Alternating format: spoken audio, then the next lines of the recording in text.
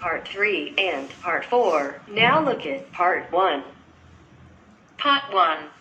Hear a student called Joanna telling her friend about an arts festival, which is being held in the city where they are studying. First, you have some time to look at questions 1 and 2.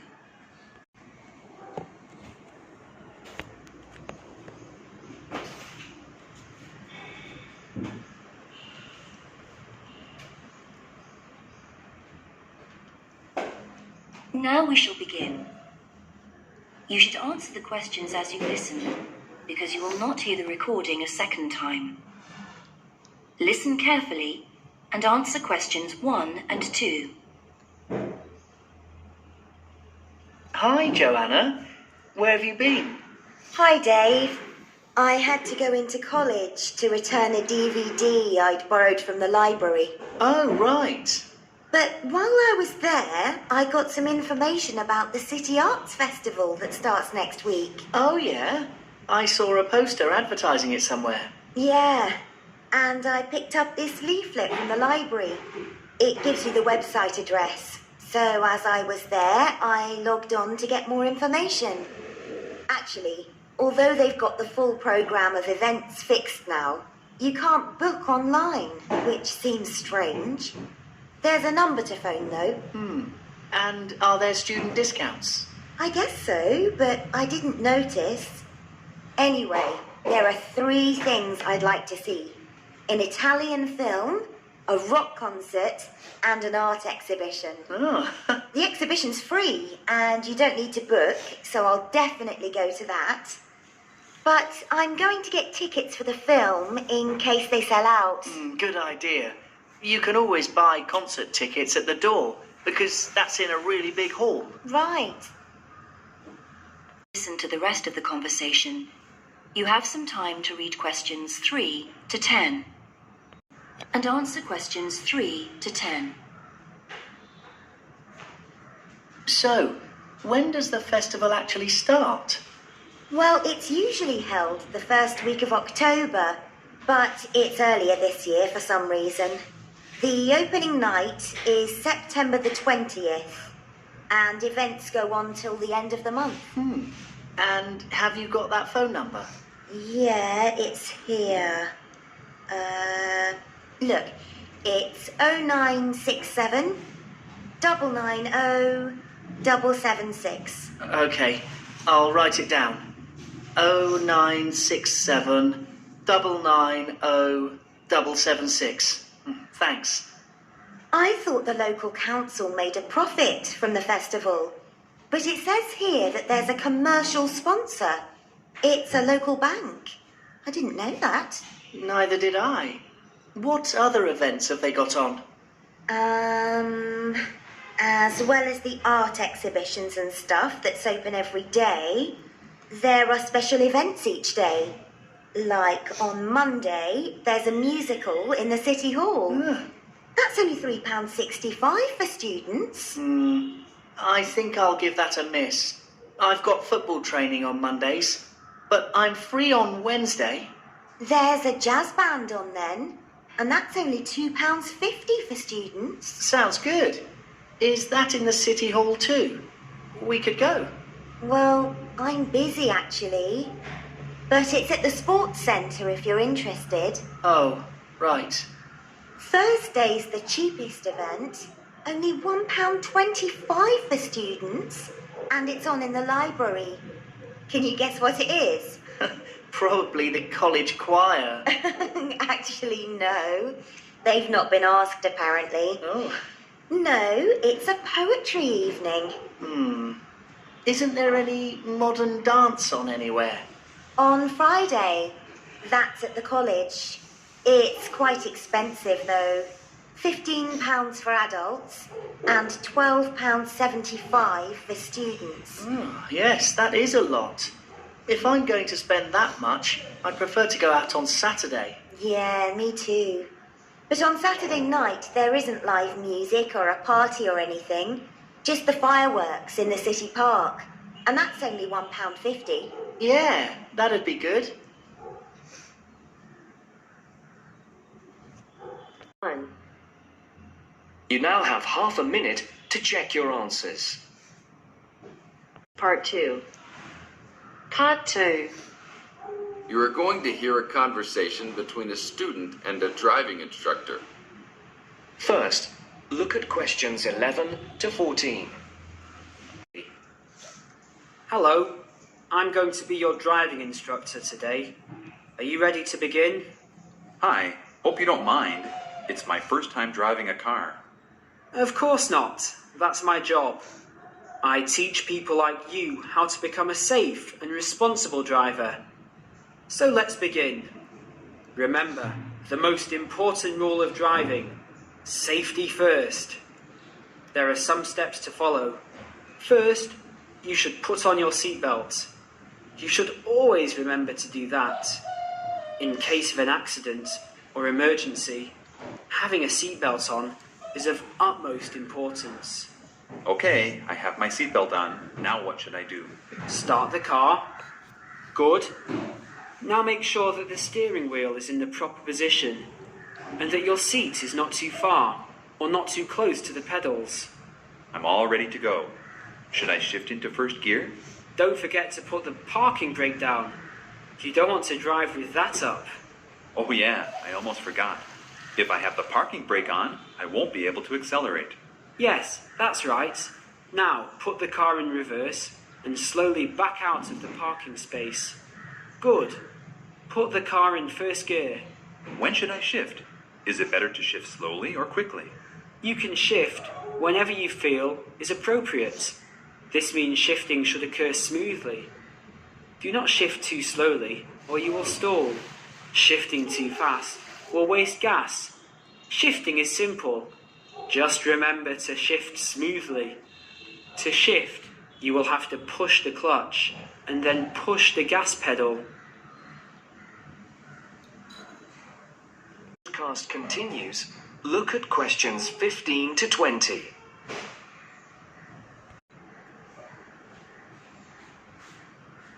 You will now listen to the second part of the talk.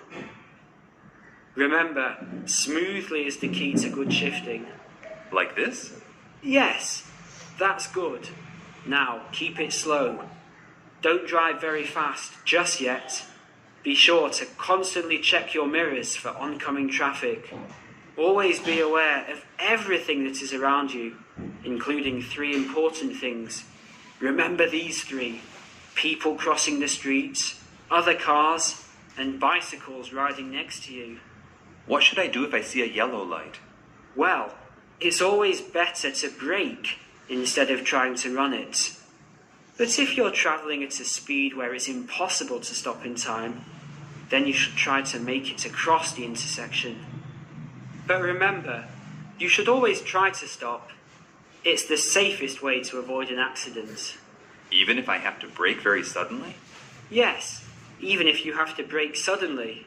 What about if a driver behind me is going a lot faster than I am? You should always be ready to move to a slower lane if a driver behind you is forcing you to go faster than you are comfortable with. Never try to speed up to accommodate a faster driver. You could risk an accident or a speeding ticket. It's better to let him go. That sounds like good advice. Be careful. There is a sharp turn up ahead. Remember to brake before turns. Otherwise, you might flip over if your speed is too high going into a turn. Got it. I know that I should always try to observe all traffic safety. That's right. If safety is not your first priority, it will make driving very dangerous for you and other drivers on the road. Okay, park the car here. You did a great job today for your first day. I'll see you in 3 days. Thanks so much. I will see you then. You now have half a minute to check your answers.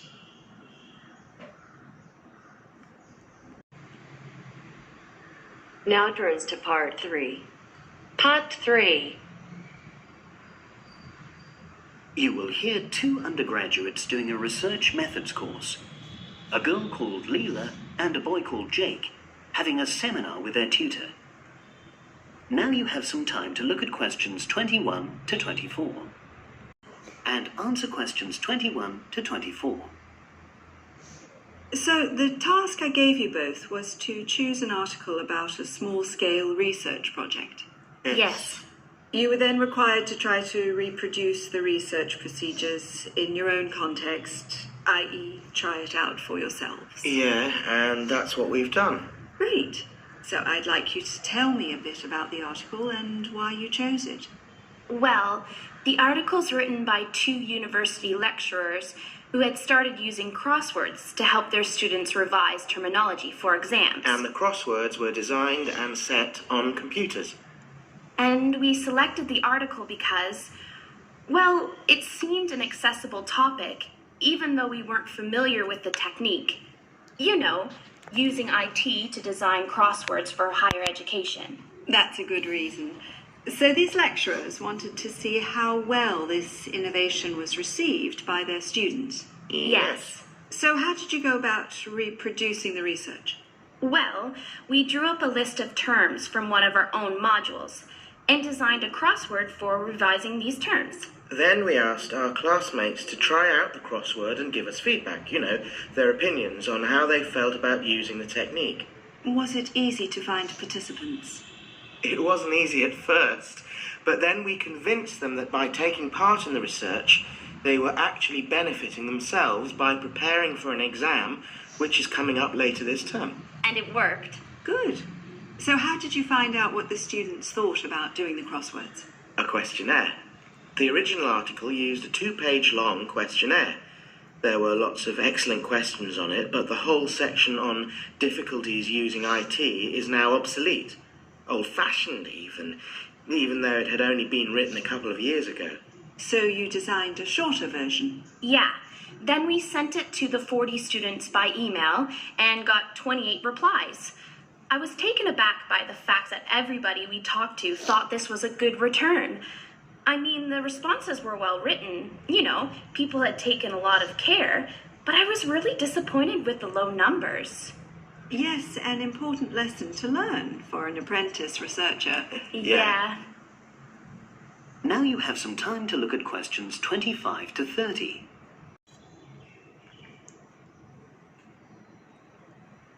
Now listen and answer questions 25 to 30. So what results did you get? Well, basically, the responses were extremely positive. The students said that doing the crossword on a computer helped them really focus on the work in hand and not be distracted, which is something that commonly happens with other ways of doing revision. Yeah, that was really clear. But something that struck me was that having fun hardly featured in their responses, nor did anything to do with spelling of hard words, which I thought would be an obvious benefit. No? Okay. Respondents also said that doing the crossword hadn't really increased their general motivation to study, but that it had highlighted the gaps in their memory so they knew what further work was necessary. Right. So how did your findings tally with those of the original researchers? There were lots of similarities, but... There were probably 2 main differences. We found that more males than females liked the technique, whereas the original study found the reverse. Also, our respondents said they wouldn't mind doing a crossword as a final official exam, whereas in the original study, students said they would hate doing it even if it meant having a shorter test. But of course, both sets of respondents said they'd be interested in doing more crosswords for informal purposes, revision, and so forth. Right. So let's have a think about the whole project and what you've learned from doing it. Well, it was very time-consuming. Yeah, and I don't think we managed that aspect very well. It could have been worse. I mean, we didn't have a lot of data, so we didn't have to spend ages processing it. And of course, we'd already done a course on numerical data processing, so there wasn't much new there. Yeah, that's true. Anyway, I think we designed our questions well so that they gave us manageable data. Yeah, it really helped having the original study to guide us, as it were. And that helped us to see what a good research instrument is. What a good questionnaire should be like. Absolutely. We got a lot from that. But when we were writing up the project, I'm not sure whether we'll know how to acknowledge the work of the original study. You know, our referencing. No, that's something we'll both have to work on in the future. Actually, that part's been great. Finding ways to share and support another person. That's the real plus from the project. Learning ways to do that. Well, it's obviously been very successful.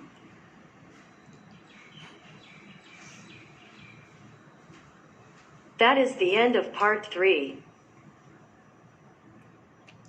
To check your answers.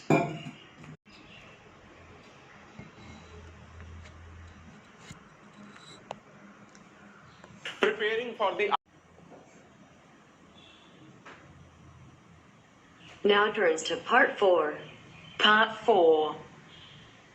You're going to listen to a talk about tea in the UK. First, you have some time to look at questions 31 to 40.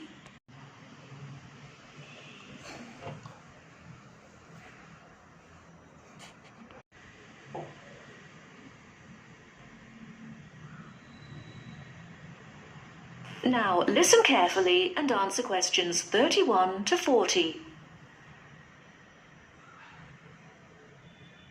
During the 1930s, there was a popular song which had the title, "Everything Stops for Tea," and to millions of British people, a restful cuppa is still an ideal way to relax for a few minutes from the rigours of the day. The English custom of drinking tea has its roots in the 17th and 18th centuries. When first imported to Britain, the exotic cha, or cha, as the Chinese tea was variously called, was considered a man's drink to be enjoyed with colleagues at London coffee shops. These were popular meeting places for many walks of life: politicians, lawyers, poets, actors, and writers. Many London clubs began in this manner, and the famous Lloyd's Insurance underwriters started out as Lloyd's Coffee House. In 1706, the first coffee house that offered tea was Tom's Coffee House, owned by Thomas Twining. He realized that he needed to introduce an added attraction to compete with the many other coffee houses in London, and tea was rare, exotic, and extremely expensive. With these credentials, tea became an exclusive drink and enabled Twining to open a tea shop under the sign of the Golden Lion in the Strand. By the 18th century, the ladies of the more affluent classes were going China mad, using tea as an excuse for displaying their extravagant purchases of Chinese porcelain and Dresden tea sets. A comprehensive tea tray would consist of a teapot and stand, teacups and saucers, sugar bowl, milk jug, and basin for discarded tea and tea leaves. Tea was still expensive and kept in locked tea caddies. Skilled craftsmen fashioned caddies of carved inlaid woods fitted with crystal and precious metals. To ensure the servants weren't tempted by this priceless commodity, the caddy was kept locked, and only the mistress of the house held the key and prepared tea when guests came to visit. No well-brought-up young Englishwoman could consider herself socially acceptable unless she knew how to brew a proper cup of tea. As the 18th century progressed, changes in commerce and working hours resulted in the main meal of the day being taken much later in the evening. The prospect of lasting from breakfast until evening did not appeal to the Duchess of Bedford, who is usually credited with being the first to alleviate late afternoon hunger pangs by introducing a small 4 o'clock meal served with tea. With time, the light, wafer-thin toast or delicate white bread gave way to exotic fillings like tomato and egg, cucumber, chicken, or potted shrimps, followed by buttered scones, crumpets, or elegant pastries. The popularity of tea continued to spread, but it was not until 1839 that the first shipment of Assam Indian tea was landed in Britain. A healthy trade with India was soon established, and tea clippers, like the Cutty Sark, now a museum in a dry dock at Greenwich, were reaching the peak of their sailing days. In 1879, the first limited shipments of Ceylon tea began to arrive, and by 1880 this had been firmly established alongside Indian and China teas, giving the broad range of teas that are available today. There have been few changes in 3 centuries of tea trading. London is still the centre, and indeed Twinings still has a shop on the site of the original Tom's Coffee House at 216 The Strand. The name Twining has been linked with tea for over 280 years. Indeed, it was Richard Twining, in his capacity as chairman of the dealers of tea, who in 1784 persuaded Prime Minister William Pitt to reduce the high tax on tea, making the beverage more accessible to the general public. You now have your answers.